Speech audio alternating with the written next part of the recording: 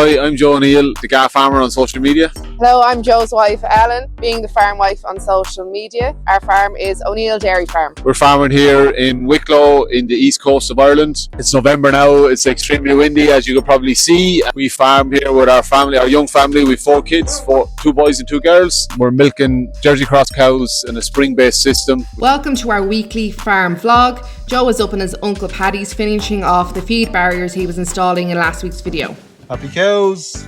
Happy Joe. Okay, so first feeding with the new feed barriers. I am very impressed with my handiwork. They're staying up. Love these feed barriers, have to say now. Just first time using them. We've always just would have had a straight bar. Yeah, well impressed. Super high quality, super strong, just, yeah. Oh, look, we'll show you the good with the bad. Isn't that what we do here? You can see that my pillars, I was going with original holes that were holding the original feed barriers. Yeah, the holes weren't far enough away.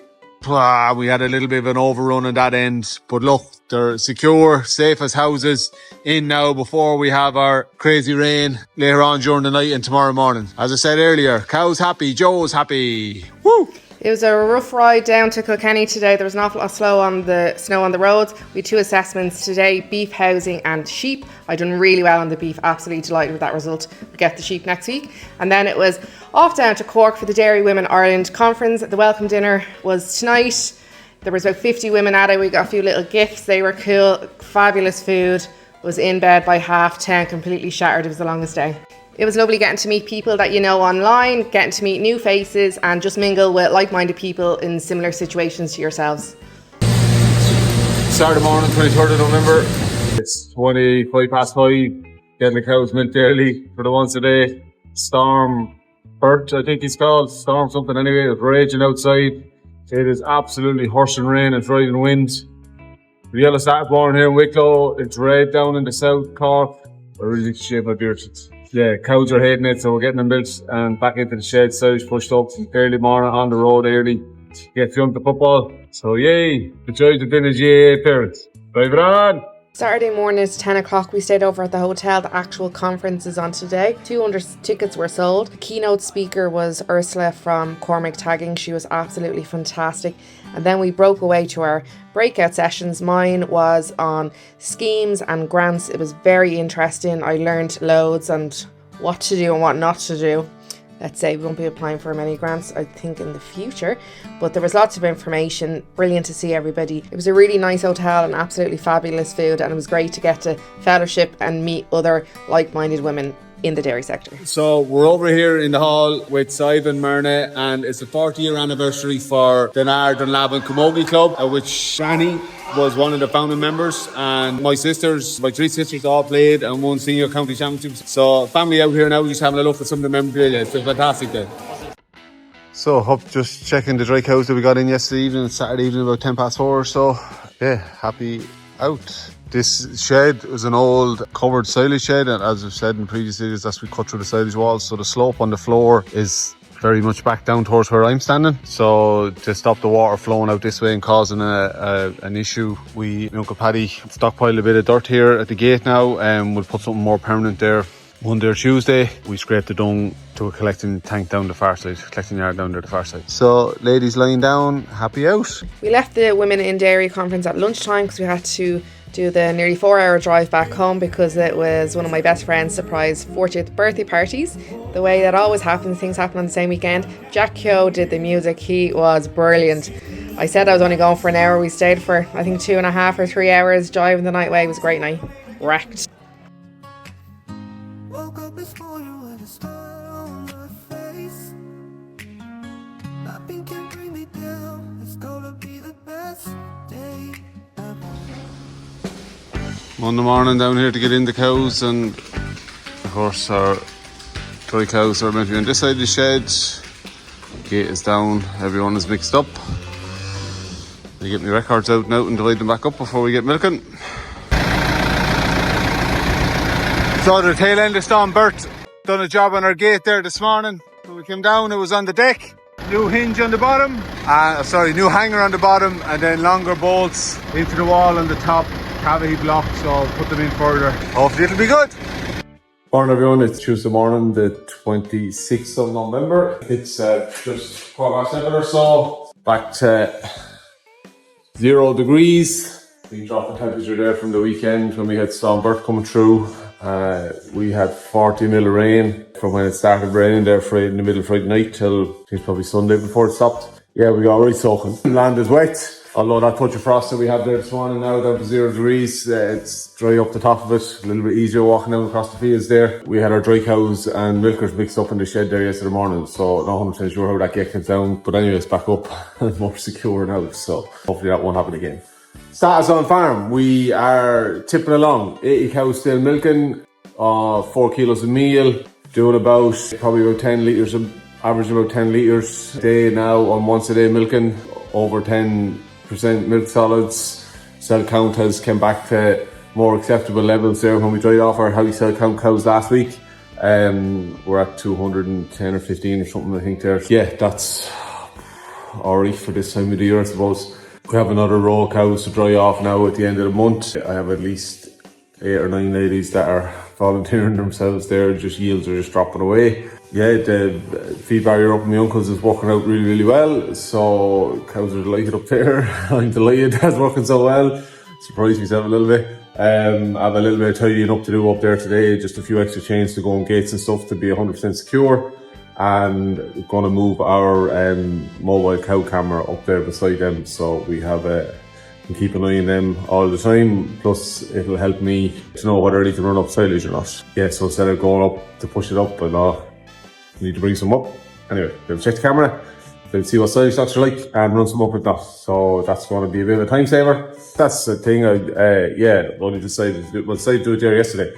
I noticed that when our cows were going back down to the sheds after milking, over half of them were lying down straight away in the cubicles. It was really negating the advantages of us teat spraying them. So they were going lying down in at the lime and lime, so they weren't getting a chance for the teat spray to work to disinfect the bottom of their teat canal and their teats and stop any cell count issue. The approach I've taken since yesterday morning, milking the cows, and they're standing there beside the collecting yard for the 25 minutes or so that it takes me to line the sheds and push up the silage and stuff. Going to see if that makes a difference. It might. Said to me a few years ago, actually through a milk recording man said it to me. So going to try that. Don't know, light bulb open yesterday. We'll see if that'll help for a little while. Obviously, it's very weather dependent. If it is horse and rain out there, I feel sorry for my cows and then go straight back out of the sheds. But as Ellen has college today in Tinnahealy, full day away. We have parent-teacher meetings this week. We have dentist appointments.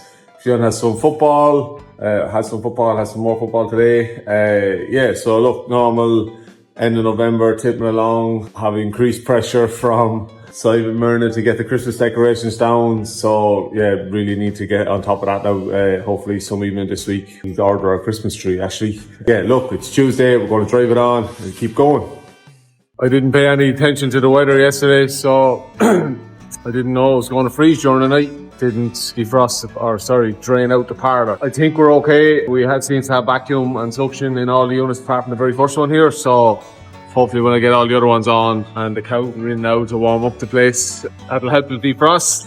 All the jars for when we wash down or wash out the parlour afterwards, they're all currently frozen, or over half of them, so we'll see. They might defrost during milking now. Hopefully that'll be alright for the end of milking. Pay more attention to the weather, Joe. Best place to warm your hand on a frosty morning. In there, between the cow's udder and her leg. Man, it's freezing.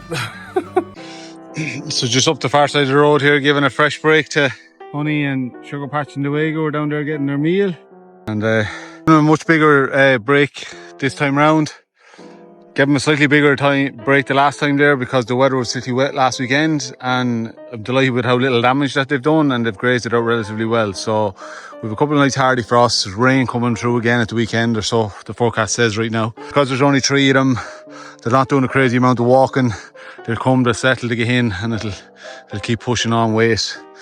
So bigger breaks also means less work for Joe. Here comes Honey to our fresh break.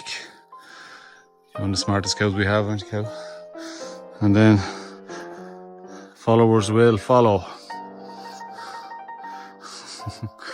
Although I think Honey Patch, Sugar Patch, Honey Patch, oh God, Patch, has been going under the wire a little bit there and doing a bit of creep grazing, which is absolutely fine. Get as much grass into him as possible. It's looking good. I was in college this morning for 3 hours before lunch. We finish off 3 modules of sheep, grass and safety, and then it was outside to the forest to see in person the actual trees and diseases and things that we're going to be tested on for our in our 4th exam. We've got 4 exams mid-December and then we're finished for Christmas. 27th of November, just gone 7:30. Oh, my God, Joe. Staying cool. 0 degrees. Hard cross out there this morning now. So, go getting cows milked. Plan for today. Ellen's up to Dublin to see her mum after her hip op. So, it's been a few days, so that'll be good. Up there, I'm on school runs, parent teacher meeting, Oscar's go to the dentist and stuff. So, going to get cows milked and get everything fed and getting into the first cup from this year. It's going to be a big change in dry matter. Good chat yesterday with Kevin in, spreading the last of our dairy washings there before the window closes at the end of the month. Colin, our milk lorry driver, was in. Yeah, the milk collection is getting harder and harder, he says, to fill the lorry. Milk is just dropping away on his run. The lads drying off, spring lads drying off, winter lads just cutting back to milking their fresh calf cows, etc. So yeah, it's getting harder and harder to fill the lorry. But weather conditions obviously aren't helping on the roads and stuff. But look, that's the way it goes this time of the year for it, isn't it? So we're going to get these cows milked now. It's Wednesday, hump of the week. Just had to double check. Wednesday, hump of the week. Have a good one. Drive it on.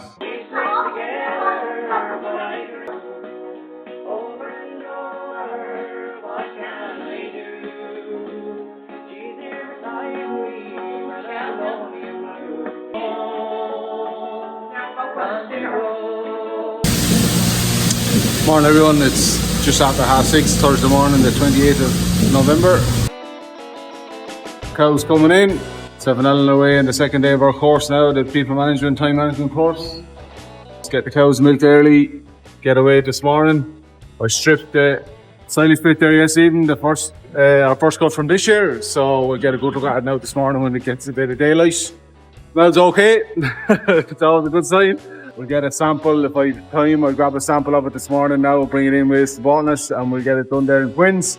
But if not, then we'll get it done tomorrow. Get it analysed and see what we're dealing with. Yesterday was a good day. We had the girl parent teacher meetings yesterday afternoon. So yeah, look, a pleasure to teach is the main take home message that I took from the 2 girls speaking with their teachers. That's all you want to hear, that they're participating in class, they enjoy going to school, which they really, really do. They're getting on really, really well. They participate and they enjoy sports and they have lots of good friends. Yeah, brilliant. So Thursday morning, it's early. Don't get these cows milked. Red sky in the morning, shepherd's warning. Lads, what is coming? So first cut silage from this year is open. Visual assessment looks good. Tiny little bit of waste on the side there where it was up against the first cut from last year. So that side of the pit is exposed there and has been, but look, it's nothing. Dry cows will mop that up or leave it there. There's only a tiny little bit of waste. So as I said earlier on, smells good. I'll do a moisture test for you now. Our first cut from last year was so dry, if you picked it up like this, it'll blow away in the wind. As you can see, go a bit more water in this stuff, go a bit more water. So dry matter is going to be well down.